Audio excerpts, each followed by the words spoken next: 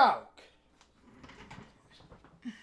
You should already know what today is. It's Tier List Tuesday! What's going on with y'all, big dog? And it is an amazing day for Yu-Gi-Oh! I hope that your day, phenomenal. But if it isn't, don't let what happened at the beginning of your day ruin the rest of your day. Today, I am going undercover, my guys. I am going rogue. I am going to be revealing to you what do I think are the top rogue Yu-Gi-Oh strategies on a tier list. Yesterday, big dog, I talked about some of the top Yu-Gi-Oh decks that are not being played right now. And since they aren't being played, we are going to consider them as a part of the rogue tier list and also including some of your favorite strategies in here. So of course, big dog, I got 5 different categories. Top rogue. I mean, it speaks for itself. These are the best rogue decks that you should be looking out for. Solid choice. I mean, my guy, these are really, really good rogue decks. Good enough to steal a W, my man. Sometimes it just be like that. Takes a really good pilot. You are going to have to know these decks through and through to be able to get those wins. It's going to be hard fought, but it just might be worth it. And then, oh no, I need rescuing. I'm in danger. These are the particular strategies that I would recommend that you do not play, and I'm going to be giving you reasons why. So the criteria of this tier list is going to be extremely simple. Basically is, what are some of the most popular cards in the Yu-Gi-Oh card game that we need to watch out for? As rogue decks, our favorite pet decks are going to need to be able to transverse against these cards to be able to compete. I would say some of the most popular cards in Yu-Gi-Oh right now is, can your deck play around hand traps like Ash Blossom and Joyous Spring? If it stops your biggest choke point of your combo, you're probably in a terrible spot. Coincidentally, if you are extremely weak to cards like Nibiru the Primal Being, not so good either. I think that your deck could probably overcome that if it has like a plan B or something else like that. But if you are weak to both of those, as well as cards like Book of Eclipse, this is going to be a really tough format for you. Of course, we already know as the top 3 decks, Labyrinth, Kashtira, and Branded. If your deck can play well against these particular decks, then you get some bonus points. Let's start off with Drytron. This strategy is actually incredibly good against hand traps, despite them being able to hit some of the deck's biggest choke points. The reason why I say that is because this deck can actually ritual summon into Magician of Black Chaos Max, which turns off monster effects. But what makes this strategy so good into this particular format is that it can summon Chaos Max on your opponent's turn thanks to the new Link monster Dynamund. I'm gonna say that it is a very, very solid choice. It might even be a top rogue strategy when the dust settles, as it can shut down some of the most powerful decks. Seeing that they are reliant on monster effects, this deck is really good. Evil Eye is actually one of my favorite pet Yu-Gi-Oh decks, and one of the bonus things I want to say about this entire tier list is that if your deck is link based, you gotta give it a plus, because immediately it dodges cards like the Book of Eclipse and Book of Moon. Almost blinked out on that. Holy. I would have to say that Evil Eyes is completely evil. Good enough to steal some W's. The Evil Eye strategy is built on summoning an invincible monster that can't be destroyed by battle or targeted by card effects or destroyed by card effects. Coincidentally, it also can destroy and negate special summon monsters. This strategy is extremely good, but one thing that I would laud for is that it is incredibly cheap and really, really fun to play. Exosisters! Holy guys, is there a dryer? Is there a dryer in the building? Let's go. Exosisters is probably gonna take a really good pilot. Okay, Ash, Nib, Book of Eclipse. Holy guys, you just hit the trifecta. There's no working dryer when it comes to the Stepsisters, guys. I think it takes an extremely good pilot to be able to play this deck correctly and efficiently. Floowandereeze almost got clapped up by this deck, and I will give it as much credit as possible. I'm gonna make a bold take and say that this is a top rogue Yu-Gi-Oh deck. Holy shit, yo. You think that the barrier statue is gone, but there are way too many barrier statues in Yu-Gi-Oh. I want to point out that Floowandereeze Impin allows you to gain an additional normal summon of any monster to your side of the field. Previously, I was summoning Dogmatica Ecclesia to be able to search punishment, but now you just normal summon Fossil Dynapachi Cephalo, which allows you to keep tempo with some of the other decks. This strategy is extremely cheap, and with access to Harpy's Featherstorm, I think it's a really, really good rogue deck, if not just a solid choice. We already know that it isn't affected by Nibiru and Book of Eclipse and Ash Blossom. Well, you better hope you have it. Generators, oh my god, Ash, Eclipse, this is not the format for this particular deck, though I do think that a really good player could be able to pilot this deck to some great potential. Heroes probably will always be good enough to steal a W, right? Like, if there is a W to take inside of the format, Heroes have it. I would say that Master Hero Dark Law is not good anymore, or good right now, mainly because, like, everything vanishes and nothing cares about the graveyard.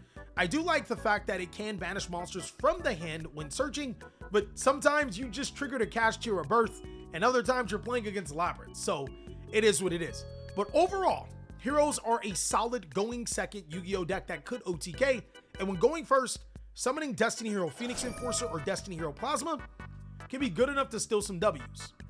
Libromancer is Makanko. We actually got it here twice. So I'm gonna say, I actually had high hopes for this deck. I thought it was going to be a lot better. Let's go ahead and just put this back right here. And if I miss any strategies, I'll include them. But Makanko is just, it's just so good. Like, it's extremely fun to play. I think it's one of the better choices.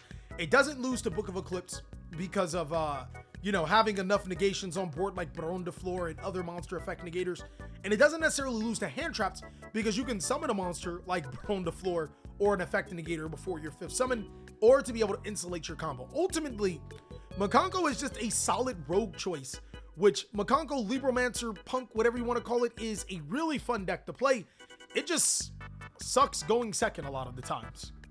Earth Machine, you guys already know. Look, you can play all the floodgates you want. You can do all the crazy stuff. I actually heard of a Earth Machine player. He was saying that he was playing triple tactics thrust to be able to your opponent and search the Machina spell card that allows you to get into your combos. That's great and all, but if that ever gets Ash Blossom, you're not looking really well. Overall, I think that you do need to learn Earth Machine, and it is a fairly rigorous play just to draw 2 cards when you can just activate triple tactics talent, and now it's searchable. Madoche, another strategy that takes a really good pilot. Ash, Nip, Book of Eclipse, all of them, you name it. Not necessarily the best format for this to be in, though one did top, so I guess a really skilled pilot would be able to take this deck to top contention. I think that, again, all of the Cybers decks, my guys, they're like your mom. I just can't get enough of them.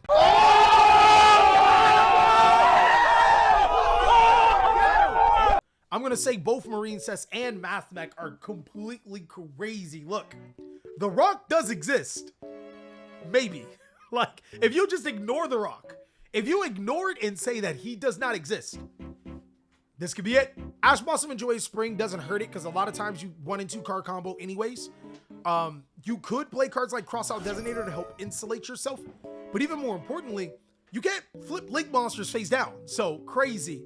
And like I've always said, I think that these 2 decks are a little bit better than Rogue, but I included decks that were either popular or didn't get enough recognition. So Ninjas are a solid choice pet Yu-Gi-Oh deck. Because of trap tricks, there's really something interesting. Players are a little bit reluctant to play Duster and Lightning Storm, and that's exactly what you need players not to do as a Ninja player. If players start playing Duster and Lightning Storm because they're goofballs, then Ninjas become so much worse. But Ash and Nib don't hurt you because you just play better, you know, just play smart. The book cards really don't hurt you because flipping cards face down is definitely your benefit. The strategy overall is just extremely good and a very solid choice.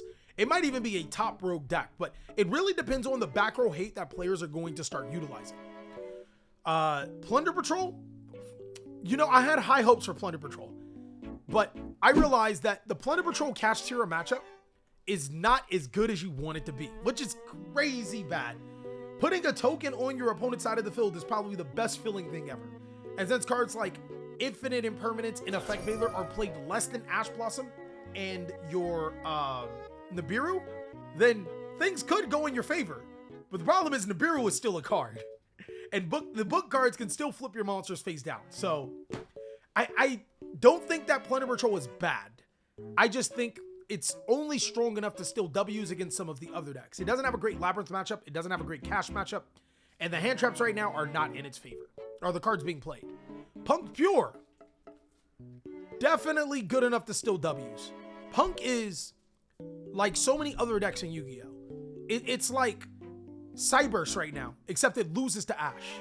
Having your fusion monster Ash probably will drive you crazy. Probably should force you to main Gamma again inside of your main board. And getting nipped, that's not good either. Also, the book cards completely kill your inboard. But overall, I think that is just good enough to still W's. Purely, oh no, I need rescuing. Rare. Seriously, guys, don't play this deck. It's just not great.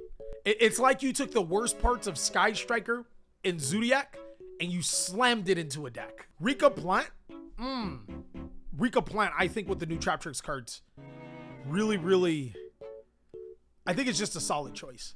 This deck actually underperformed ridiculously, but it is a linked deck. It is a linked deck, yo. You got to give it that, which means book doesn't really hurt it that much. But Nibiru and Ash are very powerful Yu-Gi-Oh cards against it, so I think it's a very solid choice. Dragon Link, I will never say that there is a format where Dragon Link is bad. Ever. It's just when the bestial monsters aren't as powerful, you got to take a little bit of a step back. Bestial monsters, I think Dragon Link's identity is going to be tied to how powerful those bestial monsters can be in the format. If they're really powerful, Dragon Link's really powerful. If they're not as powerful, Dragon Link isn't as powerful. Though it does check all of the boxes though. Ash, Nip, don't affect it. And then, of course, Book of Eclipse, you can't flip Link monsters face down, and it provides disruptions. So I could be a little bit biased, but I'm just gonna put good enough to still W's because its entire board that it make isn't as robust as you would want it. Runic.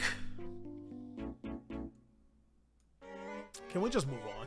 I don't want to talk about this deck. If you are playing pure Runic, you're a bum, okay?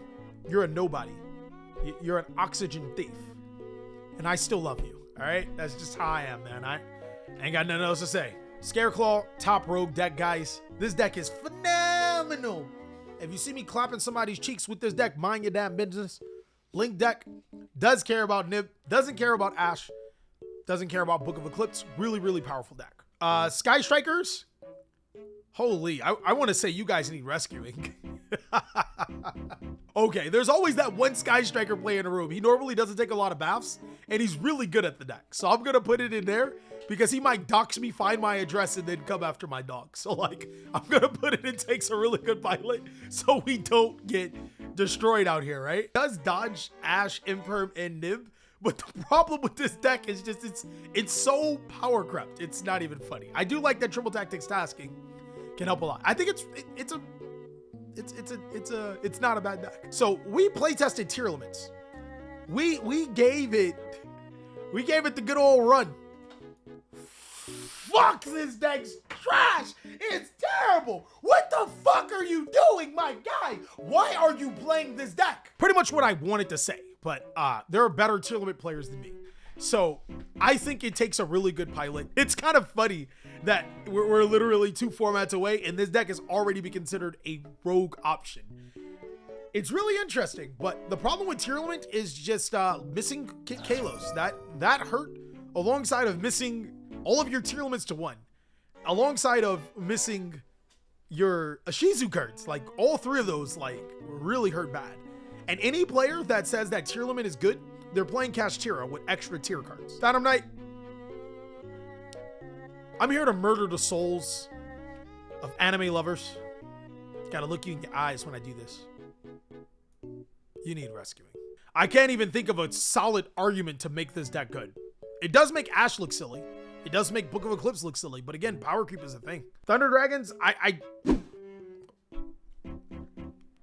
yeah, that's... Holy. The only reason why this got the top rogue or in the rogue tier list is because it hasn't won anything yet, but definitely one of the best rogue decks. TJ is going to get clapped up, or TJ has gotten clapped up on our dual challenge with this particular deck. So there we have it. Tri-Brigade Lyrilusk. Crazy. So I just realized a few things. The Tri-Brigade Lyrilusk deck never cared about hand traps. None of them really work effectively. And you can't flip Link monsters face down with Book of Eclipse. Very solid choice for rogue option. Dinos, guys. I mean, if you're resolving Lethosagam, you can win. If you're not playing Lethosagam, you have a better chance to win. Umi? Oh yeah, definitely. Good enough to steal W's. Easy. Good enough to steal W's. Great enough to steal W's, okay? Now, as bonus content, we decided to include cards from Magnificent Mavens. And of course, if there's a strategy that you think I missed from Magnificent Mavens, go ahead and let me know. We'll try to include it in the next tier list. Infernity is extremely interesting. Getting that one creepy kid does help the dynamic of the deck, allowing you to combo off even more. Though I would originally put Infernity in, oh no, I need rescuing.